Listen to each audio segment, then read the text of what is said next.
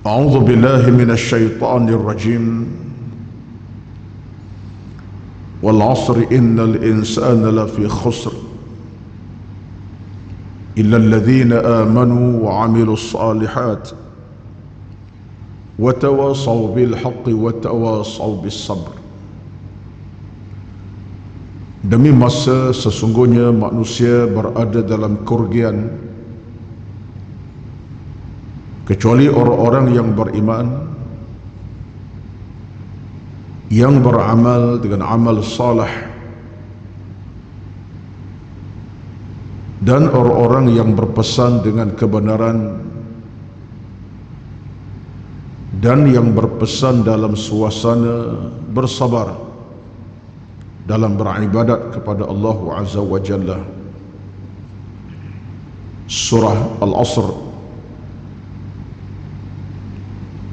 ayat 1 hingga 3. Al-Fadhil yang berbahagia, Tuan Nazir dan seluruh dan kuasa pengurusan Masjid Jumhuriyah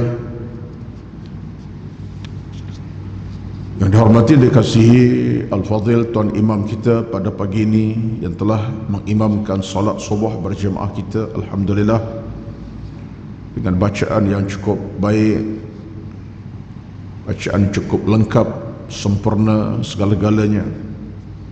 InsyaAllah mengasyikkan. Persayalah bila solat tadi terasa sangat-sangat bertuah dapat mendengar bacaan Tuan Imam kita pada pagi ini dengan makhrajnya, dengan sedikit tarannumnya, dengan bacaan yang itu sempurna. Syukur pada Allah Azza wa Jalla. Dan yang dikasihi dan hormati, yang diraikan seluruh yang hadir di subuh yang penuh barakah ini, tuan-tuan dan puan-puan muslimin dan muslimat yang dirahmati Allah Azza wa Jalla. Alhamdulillah, segala puji kepada Allah kita ucapkan, selawat dan salam kita ke atas junjungan besar Nabi kita Muhammad sallallahu alaihi wasallam. Kita kumandangkan ucapan selawat salam ke atas baginda. Mudah-mudahan Allah Subhanahu wa taala sentiasa merestui kehidupan beragama kita, dan mudah-mudahan dengan selawat salam atas Nabi tercinta sallallahu alaihi wasallam kita semakin hampir dengan baginda sallallahu alaihi wasallam. Walaupun berjarak kita dengan Nabi sudah beribu tahun secara fizikalnya, tetapi keimanan kita kepada baginda tak pernah padam. Makin hari makin mendalam, makin hari makin kokoh, makin hari makin bertaut kasih cinta sayang kepada Nabi melalui ucapan selawat salam kita kepada sallallahu alaihi wasallam. Insyaallah ialah suatu perjalanan yang kita sedang rentasinya di saat bertemu dengan malam, siang, siang ke malamnya.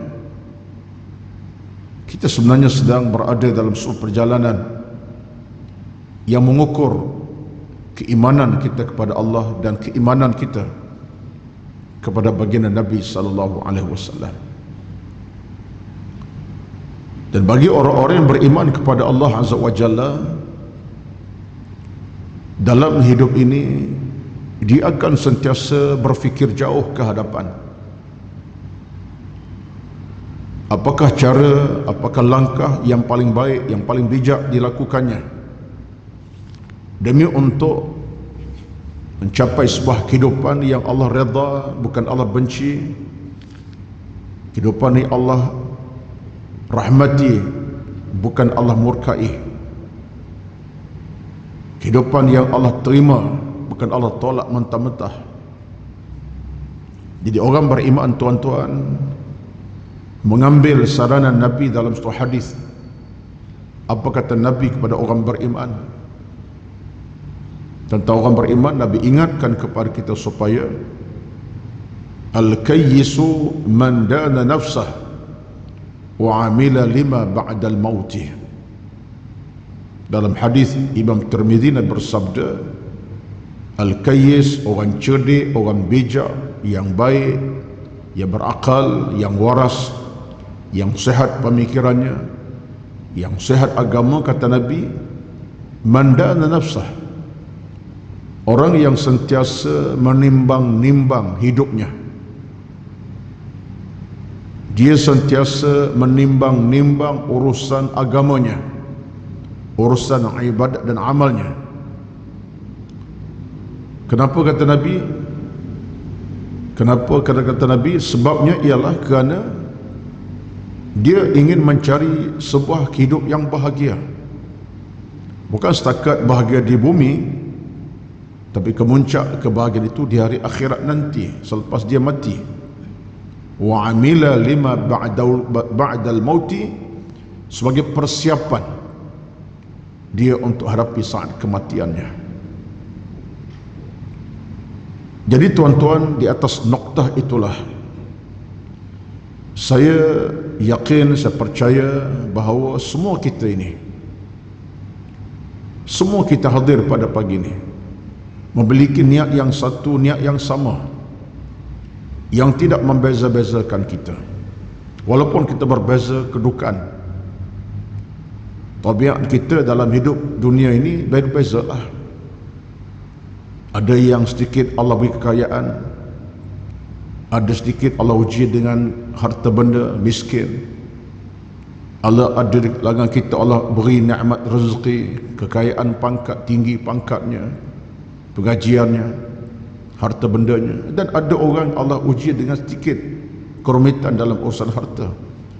Itu dunia. Tapi pada hakikatnya, tak kira siapa pun kita, yang kaya, miskin, yang berpangkat, tak berpangkat, matlamat kita tetap satu. Tujuan kita tetap satu. Apa tujuan matlamat kita? Untuk meraih redha Allah Azza wa Jalla, libtigha'i mardatillah. Si kaya, sehebat Abu Bakar As-Siddiq radhiyallahu anhu, matlamat hidupnya untuk dapat redha Allah. Si hamba yang miskin sebagai Bilal bin Rabah radhiyallahu anhu, yang tak ada apa-apa dunia bagi beliau, sekadar apa beliau ada itulah dia, kerana hamba, matlamatnya untuk dapat redha Allah Azza wa Jalla. Si putih yang melepak kulitnya kerana dia Arab asal, Umar bin Al-Khattab radhiyallahu anhu, walaupun putih melepak kulitnya, nampak cantik pada pandangan mata kasar manusia, matlamatnya untuk dapat redha Allah Azza wa Jalla.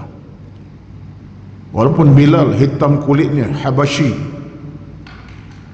atau sifat dia hamba kemudian gelap pula kulitnya, tapi matlamat hidupnya adalah untuk meraih redha Allah Azza wa Jalla. Jadi tuan-tuan, atas fakta inilah kita cuba nak ikatkan balik hidup kita ini supaya agama memandu kita, agama memimpin kita, agama sentiasa memandu kehidupan kita. Degupan jantung kita, degupan hati kita, degupan hidup ini sentiasa di atas agama.